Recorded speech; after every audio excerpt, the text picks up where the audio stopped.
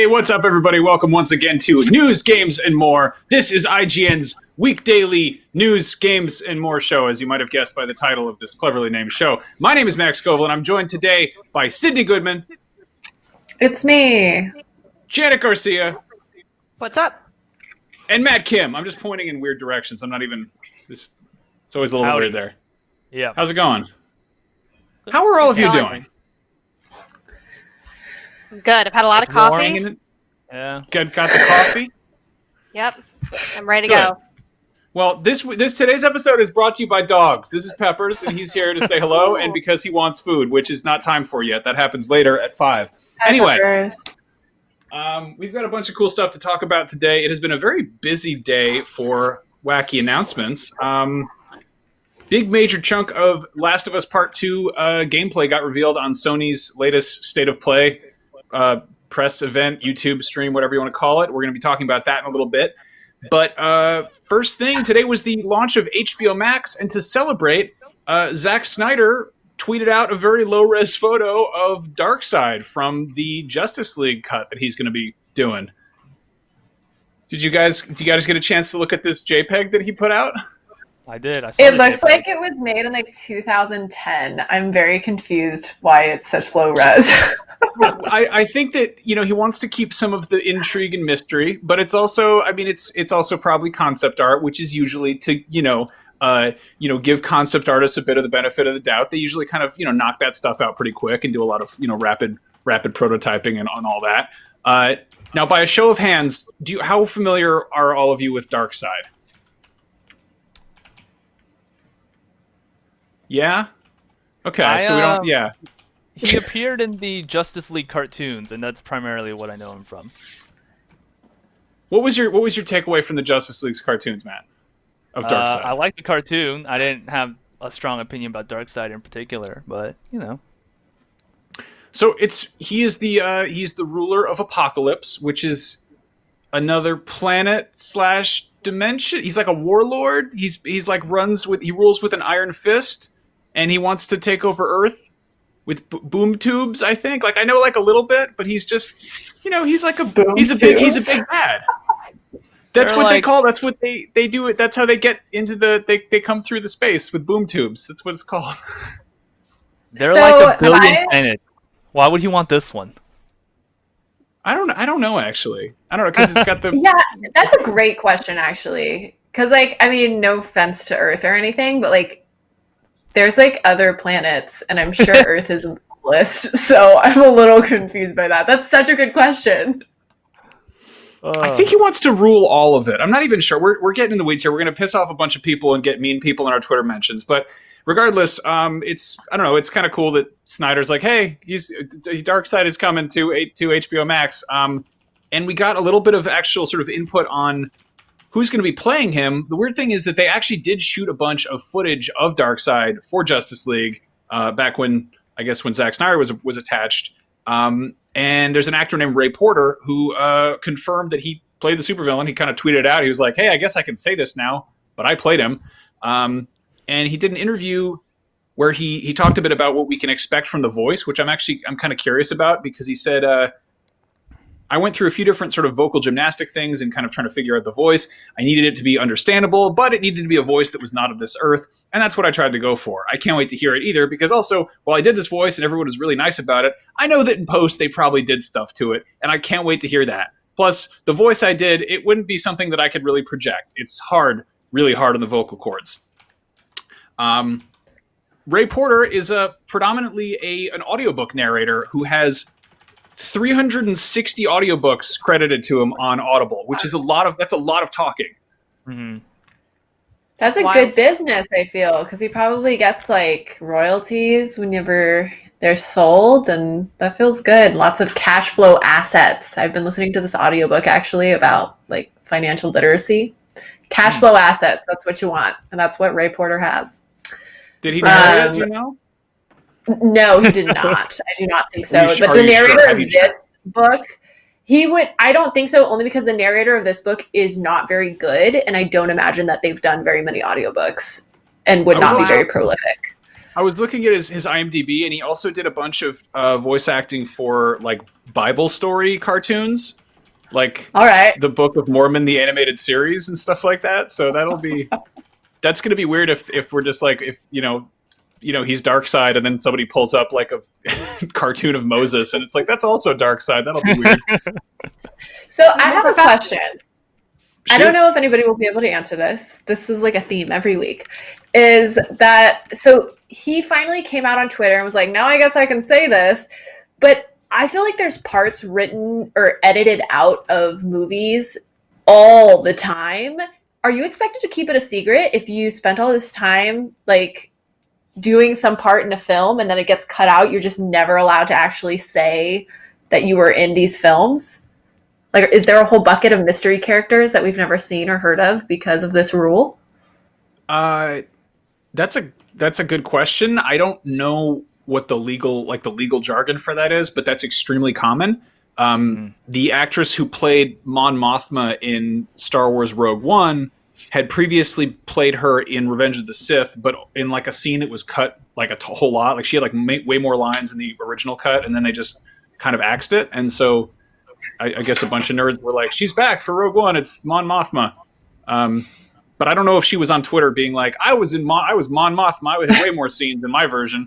But I mean, there was a whole cut of X-Men Days of Future Past that got released that had Rogue in it. Like Anna Paquin shot entire bits, and they were like, they just took it out. So yeah, If She that's was the like a case, major we should all character. claim. If that's the case, we should just all claim that we've been in things, but that it was our scenes were cut out. Oh no, I was Right? there. We should start like an IMDb, except it's only for scenes that like credits that were cut out of movies. Well, that does happen. There was a stuntman who claimed to be the dude in The Force Awakens who like fights Finn with the stick. And then he was like, "Yeah, that was me. I played that stormtrooper." And then like a bunch of people on like stuntmen on Twitter were like, "No, you weren't. That was this guy." And he just got like What a totally weird thing to lie about. Oh, Yeah. bold. my Ostracized buddy. in the community. I mean, that's the danger about lying on the internet is you could maybe get away with it, or you might get fully called out. But my buddy was at a bar one time, and he met this dude who claimed, and he was like an older guy, like he was in his like 40s or 50s, and he claimed that he did a whole bunch of voice acting for DuckTales, and he like knew all of these detailed characters about DuckTales, and he was like, "Yeah, I played Gizmo Duck, and I did one of the Beagle Boys," and it's like, this is an adult man who should not know this much DuckTales lore. My buddy was like, "Wow, that's crazy. Wow, cool." And he went home and he looked him up on IMDb, and the guy was completely making it up.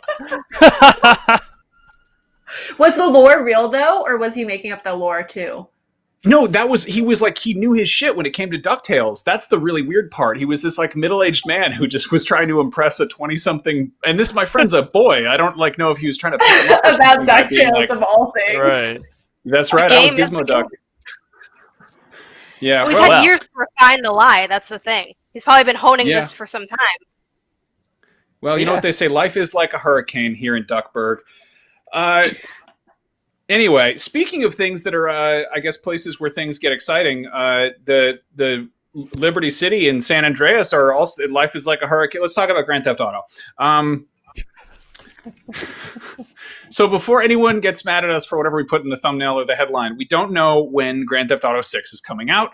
Everybody's dying to know that. When we know that, we will definitely let you know. But an analyst named Jeff Cohen went through some financial information that Take-Two had in the recent earnings call and pointed to the company having a massive spike in their marketing budget for fiscal year 2023 to 2024, where they'd allotted around $90 million. Oh no, shouting. Basically, they'd allotted like a huge chunk of money to this one sort of like one area between sort of 2023, 2024, which is about twice as much as their marketing budget was for the sort of other years around it, which leads this Cohen character to suggest that this predicts maybe that's when they're going to launch GTA 6. Matt, you look pretty closely at these earnings calls things. Like this, does this seem like a reasonable bet to you? Yeah, I mean, I think that's like a good thing to maybe like a good guess you can make, but unfortunately Take-Two sort of issued a statement saying that that's not the case. They told GamesIndustry.biz that bump in spending, that huge bump in spending, which was a lot, it's like double previous years, was actually like money that they've committed already to third-party companies.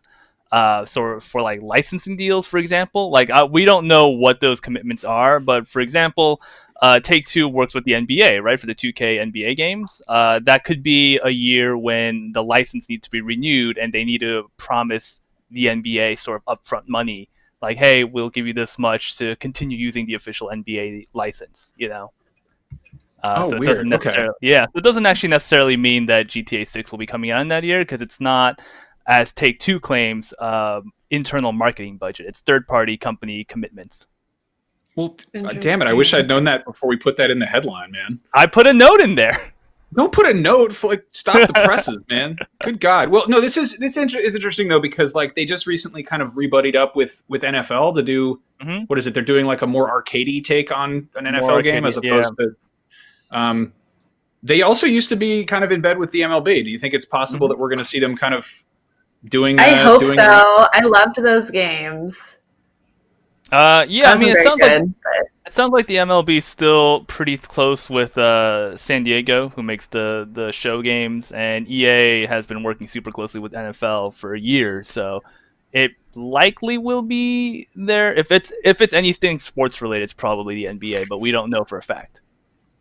I think there's still a lot of predictions circulating, like that kind of later window, though. Like, obviously, the sort of obvious prediction that I think fans made, it's like, oh, this will be kind of early in maybe next gen because it's been a while, and it seems like that would drive a lot of hype and just kind of make sense. But even outside of just considering earnings projections and just where they are in the timeline of how long ago GTA 5 came out, a lot of people are kind of predicting this like later window. So I think it still is like a viable prediction. I just think we don't have quite enough to really like back it up fully. Yeah, I mean, we know that GTA 6 is early in development, you know, and considering that game. I thought you were going to say. Sorry, Matt. I thought you were going to say, well, we know, and then say when it was coming. I was like, we know this? Yeah, we know this. At the end of the show that Matt knows everything about GTA 6? It's going to come out on February 30th, 2026, like that. Put money on that. Don't do that. That's too far. I'm not. It's not a real day. It's not a real day. It was really cunning, very smart. Oh, I get it. Pretty sneaky, Matt. Yeah, that's me. I have a calendar. We're giving you your headline, Max.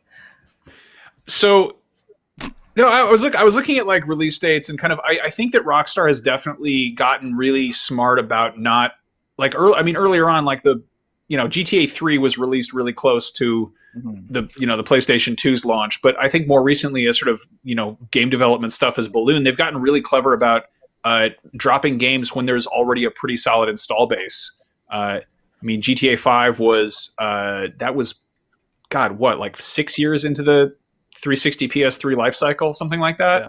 And then it spanned that gap and then became it wasn't even shooting for the launch window of this current gen. It was kind of, they gave it a minute. And then by the time Red Dead came out, there was like, how many million PS4s floating around. So it's like, it would make sense that they would give this next gen a little bit of breathing room to sort of, populate a user base. Yeah. It also helps that GTA 5 is selling millions and millions of copies every year. Yeah. No, that's, if you want GTA 6 to come out, stop buying GTA 5. I was just going to ask that if you think its success is not hurting, but is like kind of allowing this. I don't know how to say this without sounding overly negative. They should do whatever they want and think is best. But do you think GTA being so successful, kind of like why make a new one? Yeah, I think that definitely plays. I mean, I don't know for sure. It's speculation, but I feel like that would have to play a role. I think the other thing is, GTA 5 is this big, amazing, continuous thing.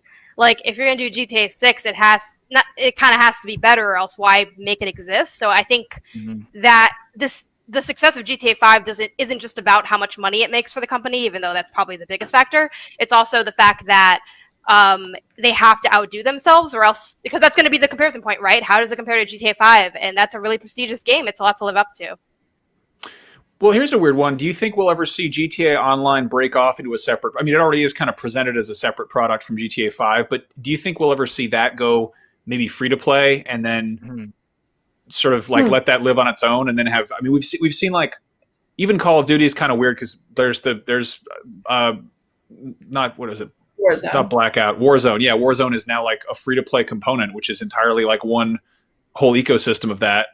And they're still going to be selling boxed copies of the next Call of Duty. It's just a different, it's like a sort of slightly mutated, setup now. That's interesting. No. I mean, I think my question would be, and I'm not super in tune with GTA Online as much as I'm a multiplayer. For some weird reason, my interests flipped with GTA, where I really, really like the story and just never got into the online play. But is there, what would be the incentive to go online? Or to have online split into its own thing? I think just because so many people have sunk so much money into online that they want to kind of keep them around. And if they were like, hey, GTA Online is, you just port your character over and it's free to play on next gen. And, if you want to spend money on shark cards or in-game currency or whatever, go for it. We're not going to stop you. But it's like they've definitely made their money back from that game a few times over, I think. Yeah, it'd be interesting, especially since GTA Online is at this point the bigger sell for buying GTA 5. At this point, like GTA 5, the story mode is just a bonus that you get for getting GTA Online. But we've seen like with Fortnite, there's like a whole bunch of different things people can do with live service games now. Like they can do GTA Online Chapter 2, or they can go a little more traditional and do like a GTA Online like expansion packs, or GTA on who knows, but. A lot of options. Well, I would love to find out more about what happens next for GTA because I like those games. Anyway, a game that is coming out much sooner than whenever the hell GTA 6 is coming out is, of course, The Last of Us Part 2, and we got a big, huge, up-close look at it because they had a state of play earlier this afternoon, and Neil Druckmann gave a big old walkthrough about what's going on in that new universe, a bit of the stuff about the story, and a bunch of stuff about the gameplay. And really just a whole lot about that. Who wants to talk about The Last of Us? Just go for it. Just go nuts. Did you all watch the state of play? Yeah. Yeah? You like? Yeah. Yes, I can go for it. All right. So I've also watched it. I just want it to be polite. All right. Well, you can go for it then. That's fine. Yeah, it was like 20 minutes of Last of Us 2, and it looks brutal. Is I guess my main takeaway from it. Like it was really, if the dark bleakness of The Last of Us 1 is something that you were super into, this one looks even more hardcore than that. So that's a big plus for some of you.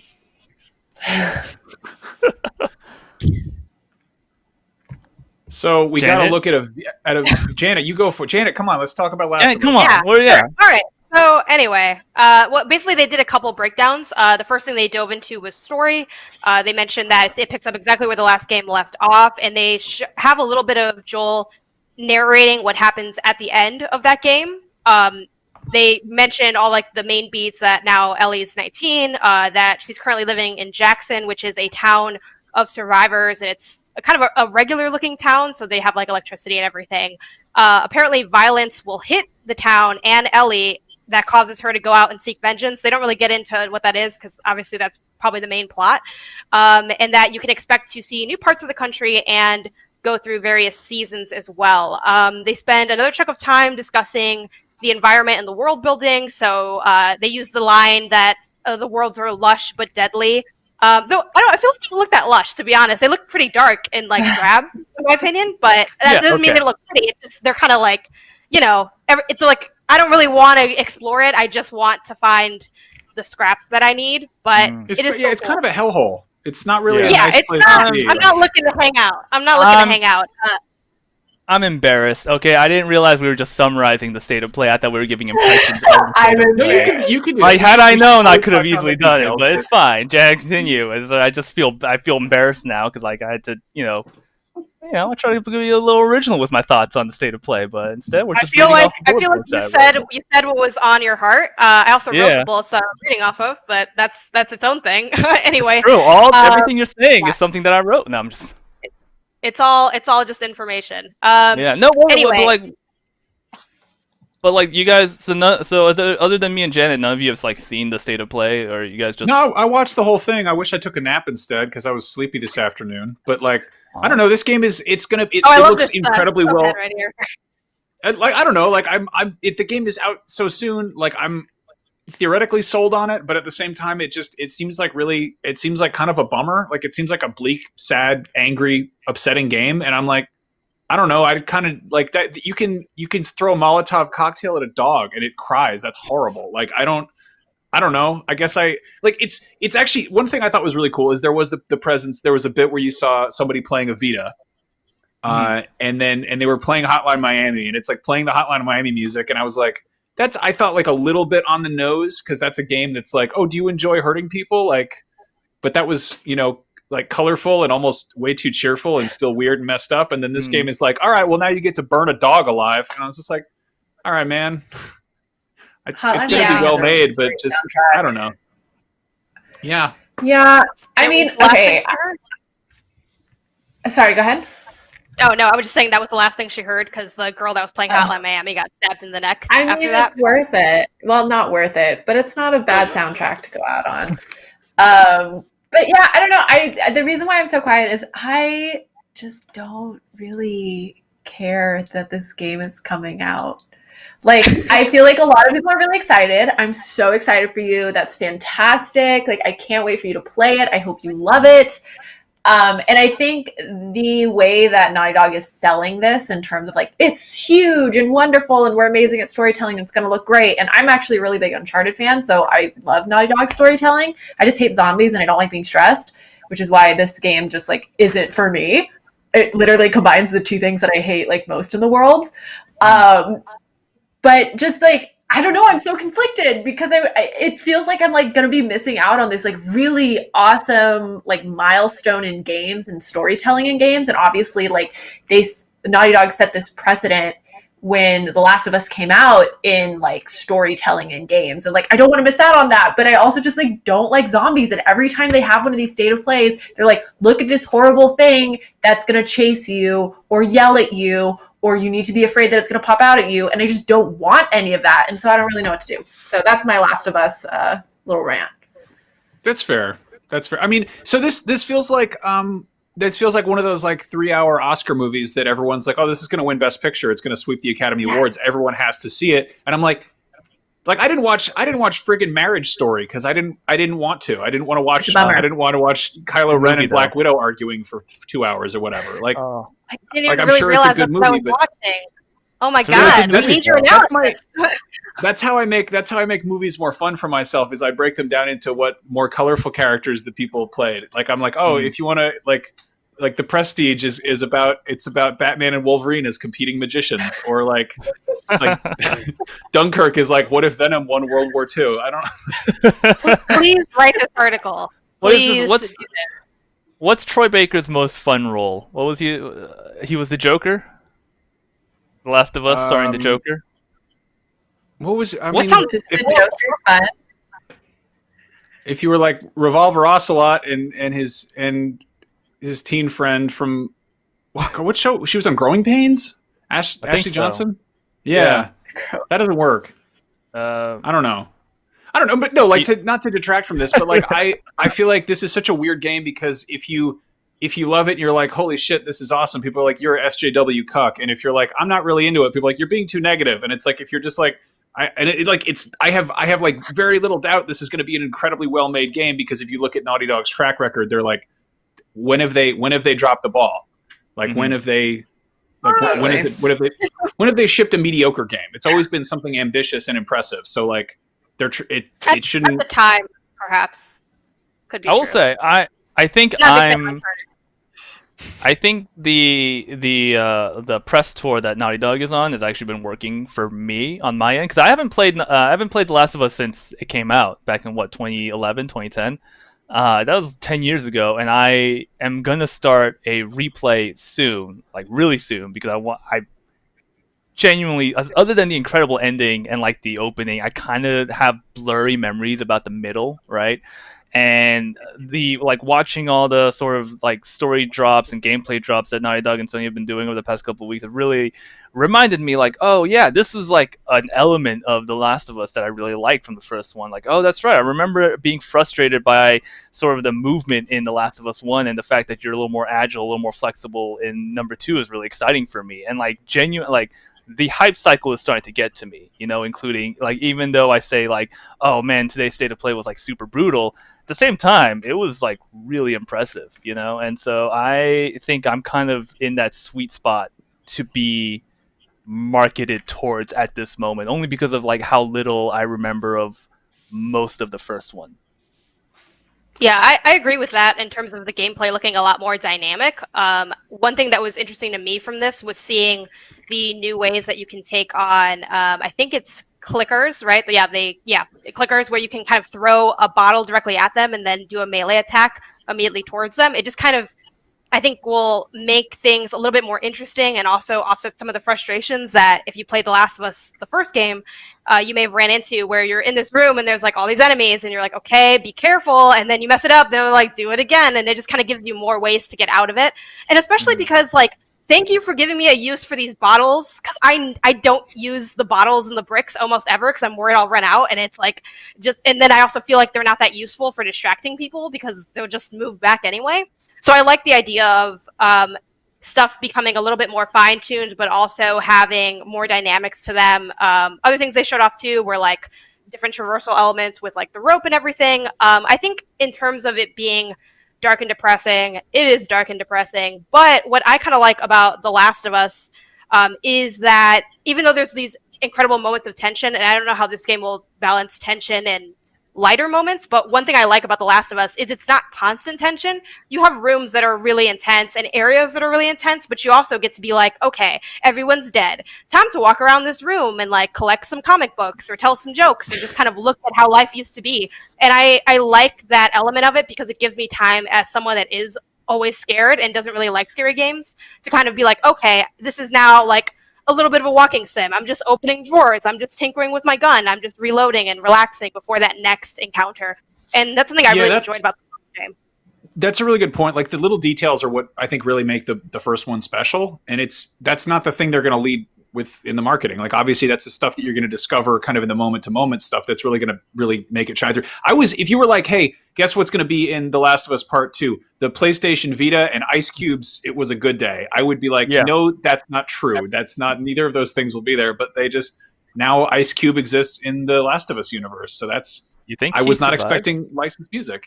I don't think Ice Cube survived. You don't think he survived? I don't know. Not even on a good day with his AK. No. Keep going. I'm just thinking, like, I don't know, like, if it was like you know, mid 90s Ice Cube, I'd be like absolutely. But he's like a family man now, you know. Right.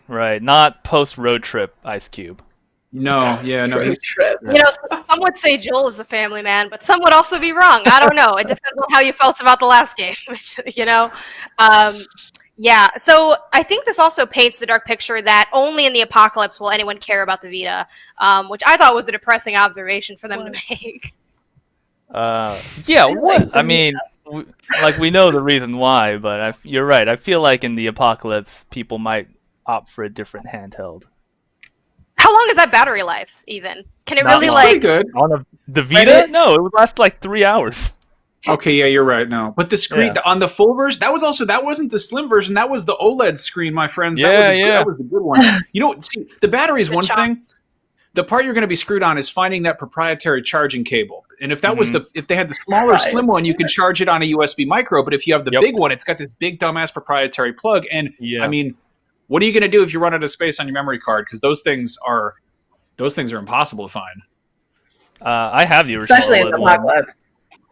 You're absolutely right, and that really makes me endear to that poor person who got murdered, because that means that they took care of a Vita for all those time in the apocalypse, like with the charger and everything, and then they ended up getting murdered. Look where it got him. Look where it got him. I think one thing too that kind of, I'm not sure how I feel about, is the emphasis on factions. I mean, the last game also had like different types of human enemies. Like there were those like I don't know. I don't want to spoil a super old game, but there were like different enemy groups that were out for different things and had their own communities. And here they showed off like the different factions, like the WLF, like the Washington Liberation Front, and then also like a group of religious zealots that are what are they called, Seraphites, and they scar their skin. And I'm like, really? You couldn't think of something that hasn't been used 82 times? If I have to fight one more faction of self-scarring people, like I just can't. I just don't. Like Days Gone also had that. I feel like Far Cry has stuff like that. Like, why is that always the thing? And like cannibalism's also played out, but I let it slide. I let it slide in the first game because I'm like, all right, it's creepy. I'll give it to you. But like, really, I'm like, you couldn't think of it. They don't have anything else to do together. They don't have any other way to show their devotion. You couldn't come up with anything else. Anyway, that's my. For the most part, I was excited about that. But I was not into that whole idea. I'm excited about the exploration because like that's the first game is good, but it is fairly linear. Like there's some sort of wide areas to poke around in, but like for the most part, Naughty Dog has always done, like they've done, large areas to screw around in. But even in Uncharted, aside from sort of a couple bigger areas in 4 where you had that truck with the winch, which I liked. I liked the winch. That was fun. But like in this time, that's like, this is the biggest game we've made. You have a horse, you can climb stuff. That sounds like interesting. That's the idea that there's that many different ways to circumvent combat or go find hunting magazines or comic books or Vita games or whatever you're looking for. Actually, did you play Lost Legacy? Because Lost Legacy was hella open, and I'm really excited to see that sort of level design return for another Naughty Dog game. Like Lost Legacy just sort of puts you in a central sandbox area, and you can just drive around in a Humvee and. Dude, I like that game. I can't remember it though. I get it totally mixed up with Uncharted 4. No, I get that. I do too. But it's so funny listening to you guys talk about this only because I didn't love Lost Legacy because of that reason. Because I just really like linear gameplay. I love linear gameplay, and when the map gets too big, I'm not going to finish your game, and I probably won't even finish the story because I'll get confused or overwhelmed because I like opening all the drawers. So if there's too many drawers to open, then I will just spend the entire time opening the drawers and then lose interest because nothing has happened in a long time. So it's like a self-fulfilling prophecy thing. But I'd be curious, I feel crazy because am I the only person who longs for the days of linear games? Because every single game feels like it's going open world or like the sandbox is getting bigger and bigger. And I am just kind of like, where are my linear games at? I want that, please. I've always I don't mind openness or linearity, one or the other. I've just always said that a perfect game length is around 12 hours. So like if a game starts going like over into the 20s, that's when I just start petering out. I want a game that you can beat in 2 to 3 hours, but you can do freaking anything.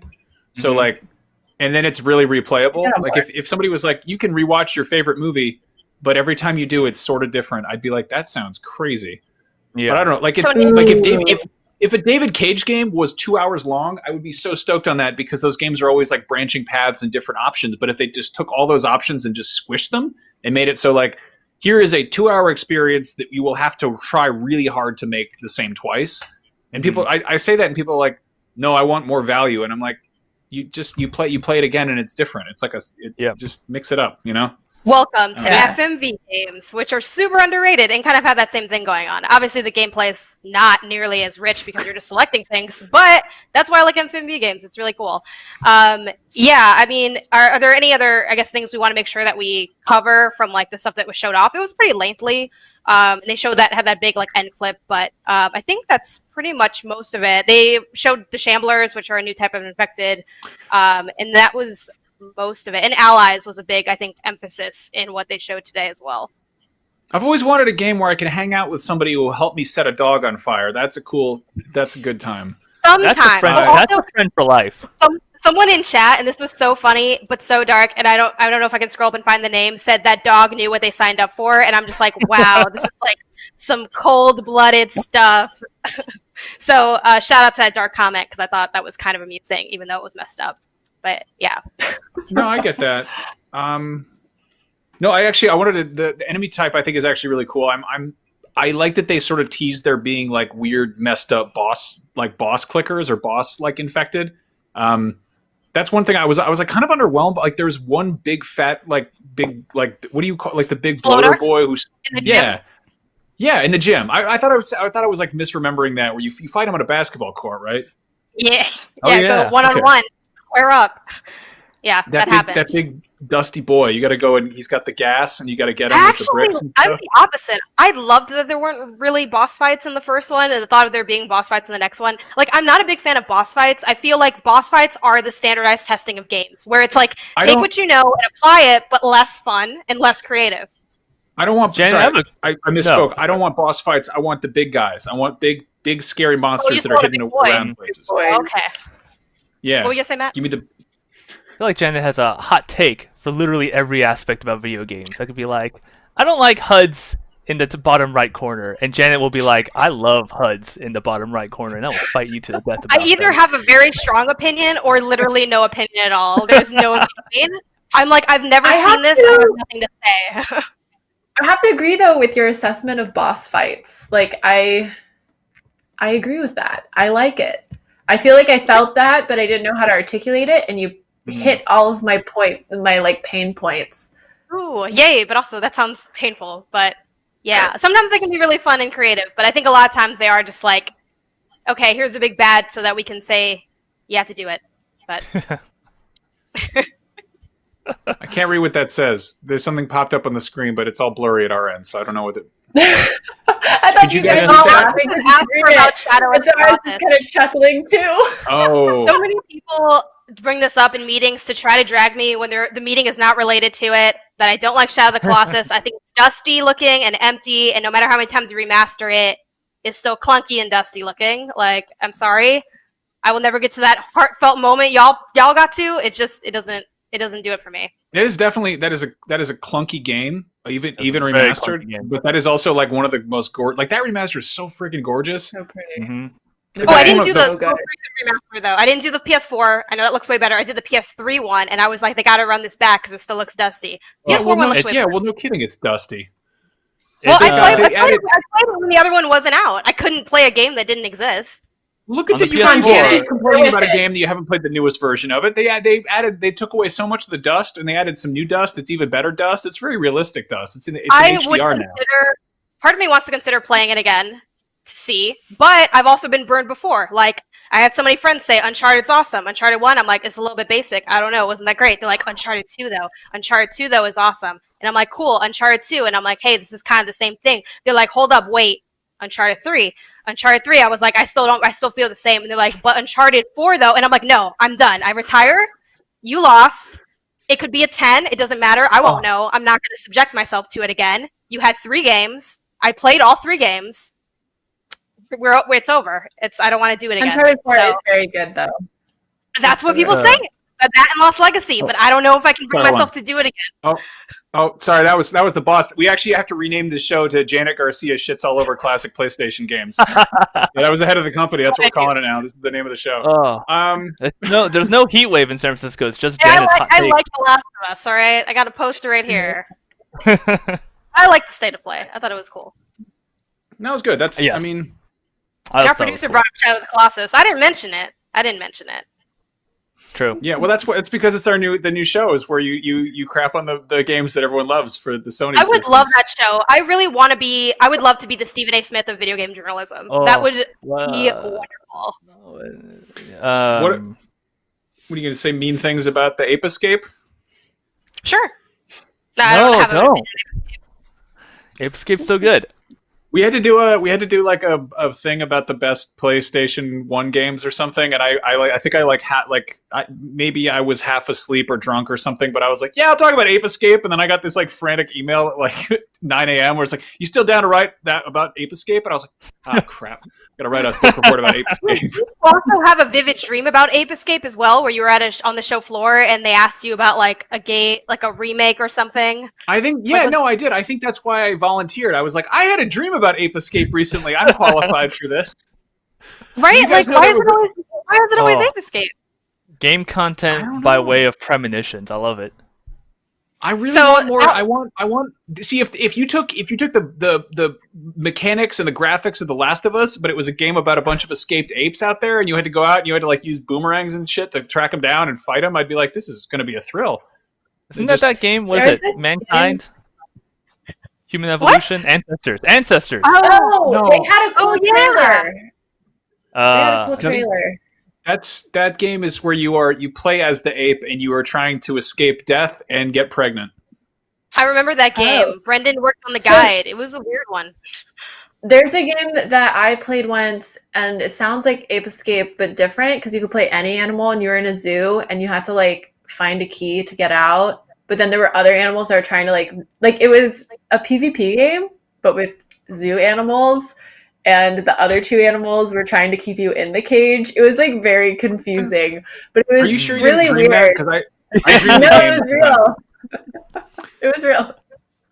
Well, If anyone Ape Escape knows is about what that the game apes. is, please leave it in Apes the have comments. escaped. You play as a boy who's been tasked with making the apes go back to the jail. yeah. Also, like And then 4 there's minutes one ago, really smart monkey who's like the boss monkey because he's so smart. our producer Destin had put up on screen what my favorite game is. It's Jack 2. So I do like Sony games. Okay, I like Sony games. Some of them. Nathan Drake of Uncharted fame says, Sydney, you're talking about Madagascar the game. Is that the game? No, Is it? It is not Madagascar. It was like some weird, not weird, but it was like a very random indie game, like super random, and it didn't run very well. And I played it on PC, and it was.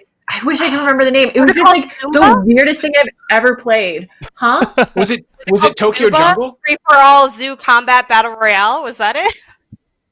No, you know what? I am going to find a video of it, and I will let everybody know next week because I recorded it for BuzzFeed when I worked there. Nice. And I'm pretty sure we got it to work long enough that we put the video up on YouTube. And so if that does exist, I will report back. You guys remember? Did you guys remember Tokyo Jungle? I do. No. You know what that game I is? played at the Pomeranian. It was great.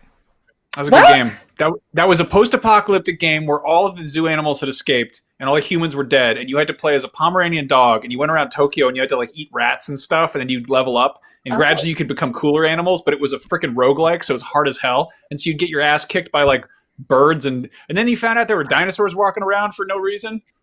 Weird game. Yeah, man. Wow. And you had to have sex to get like more dogs or something, and it was weird times.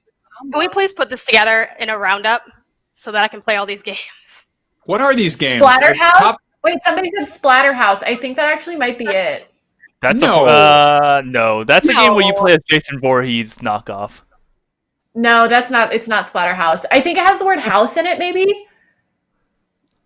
I love this. We'll find this mystery. Animal I'll House? report back. Animal? There's Because no- I have no I'm idea. pretty sure it has the word house in it because that sounds so familiar. This is weird. Anyway, Went places. How confusing. okay. What else do we have? Do you guys want to talk about the X-Men? Sure. I like the X-Men. X-Men. They have so cool they- powers and sad stories. They're a group of gifted youngsters, like feared and misunderstood by society because they are different. But no, we had Simon Kinberg, who directed Dark Phoenix and was kind of one of the architects of the whole Fox X-Men universe for a while. He was on the Watch from Home Theater and basically gave a commentary for Days of Future Past, I think. And he revealed that in the Gambit movie starring Channing Tatum, which never will probably come out, they were going to have Mr. Sinister as the bad guy. Mr. Sinister, who ruined Scott and Jean Grey's honeymoon. Oh, you bad boy. He does genetics. That's his power. Yeah. So anyway, I don't know. I'm fully okay that they're kind of leaving this one alone. You know. Wasn't there Is a Channing rumor? Tatum a good actor? I just want to hear everybody's take on this. Sorry, I think Matt. If he is. you're giving more That's all right, relevant no. information, I will wait No, to I go got on my nothing. tangent. I have But no strong is he a Channing good Tatum actor? He's I think he's really good in 21 Jump Street, He's good in. but he's kind of just playing himself. And now we're talking on top of each other. Sorry, go. I mean, I don't know if he's good in Magic Mike or if he's just good at dancing in Magic Mike. Did you know that Magic Mike was like based on his life? Yes. So I did not know this. A sexual dancer. Well, so I knew he was a sexual dancer, but I didn't know that it was because have you seen Magic Mike? It is wild. Lots of things happen. And so I went with my aunt, which is such a weird thing to do. I don't know how that happened. I didn't even want to see it. My aunt wanted to see it. And she was like bonding and I was like, okay. And then I saw it and I was like, wow, I feel really awkward right now. But anyways, lots of things happen in it. And I just can't believe it's based on his life. But anyways, Channing Tatum, I don't know that I want to ever see him in a superhero movie. That's my conclusion. Sorry, Channing Tatum. I'm like literally crying. That is so funny. So many things, the delivery, the content, like that was a thoroughly enjoyable several minutes. That was so funny. Did she watch the sequel? Did she like Magic Mike XXL? Did she think that? I did not watch that. I cannot report. I can ask my aunt if she watched it, but I did not watch it with her. We did not view that together. No. Do you guys know what Magic Mike is short for? Magical Magic Michael. Microphone? The original title for Magic Mike XXL was Magical Michael Extra Extra Large. Oh man. True story. Oh man. Yeah. So Anyway, I like Channing Tatum. I like Gambit. I like the X-Men. I'm so happy that none of those things like conversed. I think it was just not conversed, but like they connected. You know, like I don't need that. I don't know. Mm-hmm.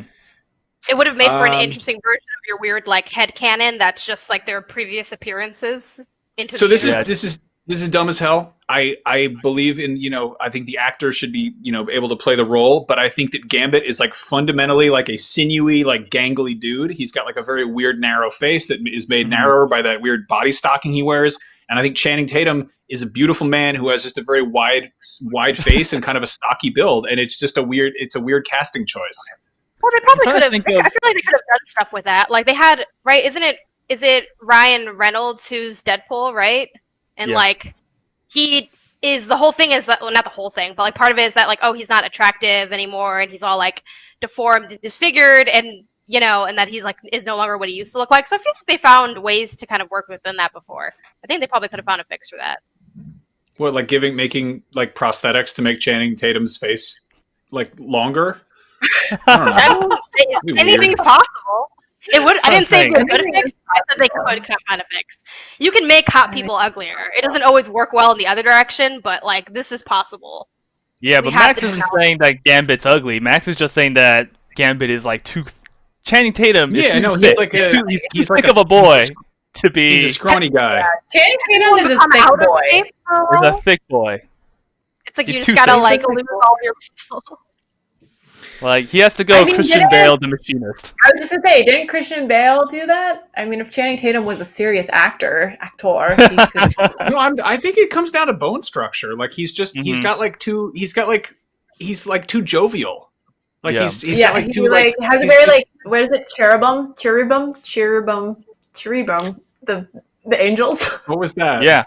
The angels with the big cheeks?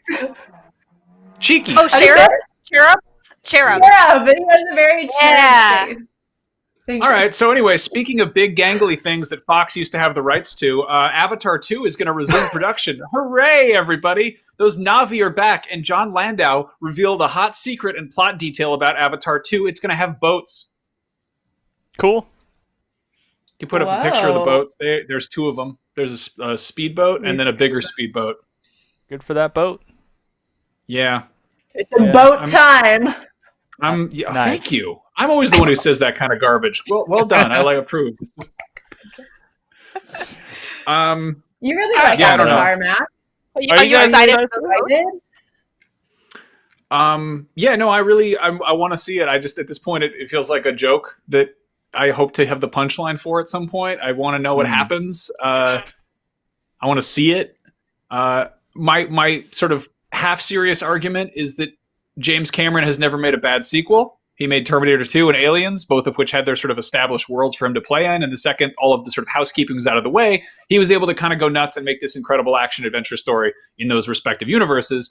And given that he's been sort of laying groundwork for Avatar and developing the whole ecosystem and, cutting-edge technology, I think that there's a lot for him to do with it.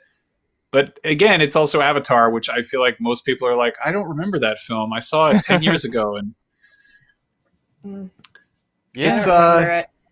But I did go to Disney World and saw Avatar Land. I know that's not what it's called, but it was very beautiful. Did you ride the ride of the Banshee? The super long line? Oh, let me tell you about that. So we got to Animal Kingdom when the gates opened.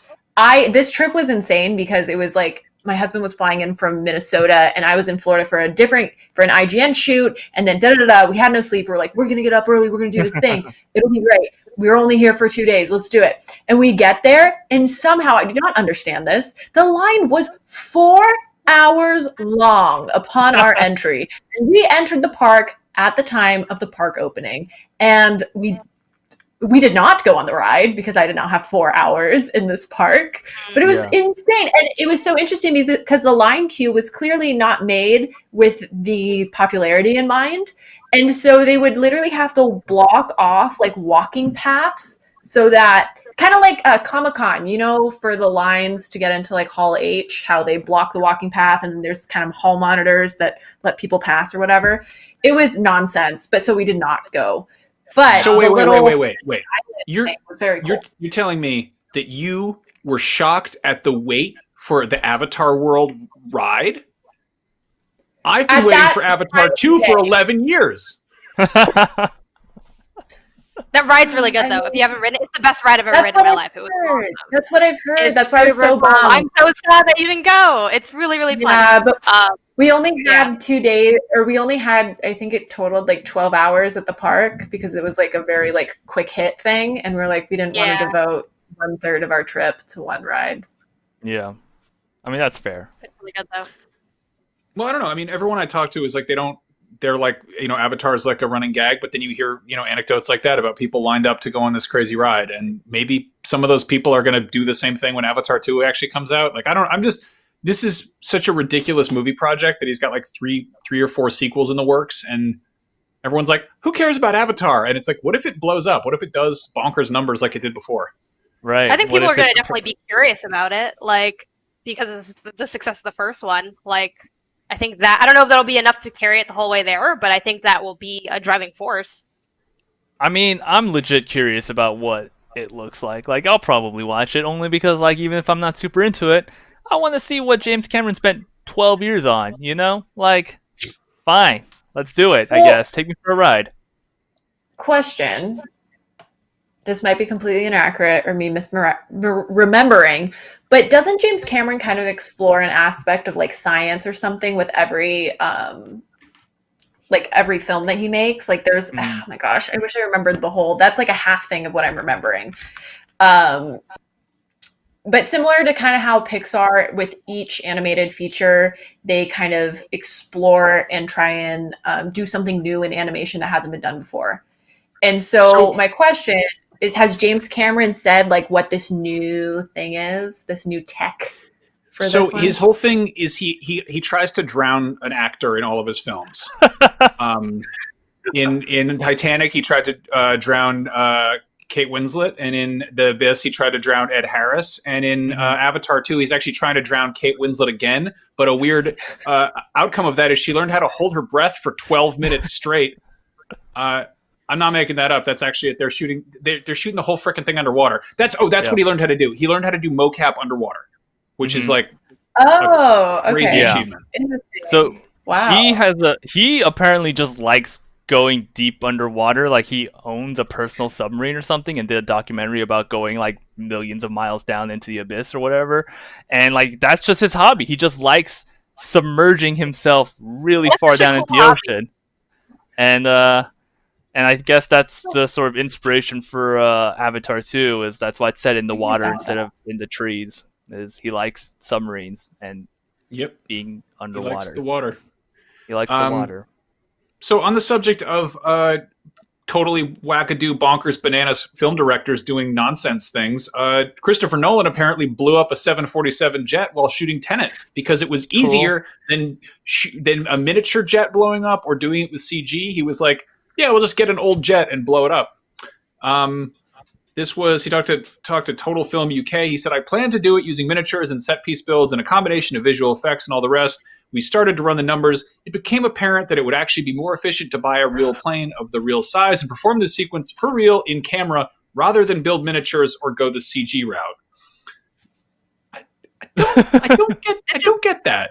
This is like the inverse of, have you ever heard how it's cheaper to CGI a cow than to rent the cow? This is like the inverted version of that. Right, it's cheaper to blow up a real jet than CGI a jet. Sometimes life's weird. Into it. Yeah, I think like my question though is, so does that just highlight how difficult VFX are? Not that I think that blowing up a jet in VFX would be particularly easy, but that seems like something we see a lot in films. Maybe I just watch a lot of action movies, and that's interesting that it would be that would be easier to just blow up the real thing. Apparently, this is weird, but apparently Nolan's team discovered a stockpile of old planes while they were location scouting in California, and it was kind of an impulse buy. So, like, I feel like he just got a deal. Like, he came up on some planes and was like, sweet, Craigslist. All right, let's do it. Let's blow up these planes. Dude, there's some wild stuff on Craigslist. I do not doubt it. This is not the first time he's done this. Like, the hospital scene in Dark Knight was an abandoned Brax candy factory that he found out was going to get demolished anyway, and he convinced the directors to be like, can I paint it to look like a hospital and have the Joker blow it up while dressed like a nurse? And they were like, okay, I guess we could blow up my candy factory. And I didn't know that. That's cool. No, he's a weirdly practical dude. He also this is one of my favorite stories is wait, did you say he was weirdly practical? We're talking about a man who is purchasing piles of jets, and I meant like physically practical, not like thrifty and reasonable, not that sense. But just wanted to clarify. But continue. I would call these impractical effects. But no, like my favorite is when they were shooting Dunkirk, he was using like actual like World War II era planes and was strapping IMAX cameras to them, which were in like waterproof containers, and then he was like crashing the planes while the cameras were on them. And one of them fell off the plane and then sunk to the bottom of the ocean and was down there for 90 minutes. An IMAX camera cost $500,000. And so they had to send divers down, and they pulled it out, and it was like one of the cinematographer was like, yes, it was full of awful brackish water, and they had to like wash off the film. But they got the shot, so Christopher Nolan's like, see, told you, totally reasonable thing to do. We made the movie. I wonder what it would be like to be Christopher Nolan's kid. Like, just for a lot of reasons. But if this is like his expectation of perfection for cinema, if like it'd be difficult as his offspring to live up to his expectations. Damn, that's I would morbid. hope that they're different for his life than they are for his job. But hey, we all know those wires cross sometimes. You think Christopher Nolan's kid has self-esteem issues? He's either... Well, I mean, this is just speculation, but no, I'm kidding. I don't have an opinion on that. Well, I mean, the weird thing is Christopher Nolan wears a suit every day. Like, he's one of those guys who's like, I could wear cargo shorts and really jump around on set like Michael Bay, but instead I'm going to dress like a gentleman from the 1950s and wear a suit all the time. He also apparently doesn't own anything. He owns like a flip phone. Like he's old school like that. Okay. All right. But then oddly enough, they were like, let's premiere the trailer for Tenet in Fortnite because that's where the kids are at. I know we talked about this on NG Plus when it actually happened, but I have not been able to get this out of my system. That feels so uncharacteristic. I think that was marketing money or Christopher Nolan's son, who was like, Father, I want you to premiere Tenet's trailer in Fortnite. What accent is that? I do think his son calls him father, not dad. That's 100%. I don't even know if he has kids. I don't know a damn thing about this. I don't either. I have no idea. I know nothing about Christopher Nolan except for that he is the director. It's never too late. I'm watching 90 Day Fiancé, and there's this guy who got a vasectomy, and sorry, this is so inappropriate, I think. And his new fiance is like, we need to have children. And he's like, I can't undo it. It's too expensive and risky. And now I forgot what you said, Janet, that made me think of this. But, she's like, he's like, it's never too late. And she's like, well, I don't want to be like 50 when I have my child, which I think is a fair sentiment. So sometimes it is too late. Just throwing that out there. They could adopt. I don't look. Your it's guy's fine. not too late. Yeah, that's true. That's always an option. This is a weird way to end the show. I'm not. I'm excited for I'm not a couples therapist. Those 90-day Snip, fiancés snap, can do snip, whatever they snap. want. Right. I was going to say that. I was literally going to say that. Yes. I was literally going to say that. I was going to make that joke. I'm so glad you mentioned it. You have no idea the physical toll that.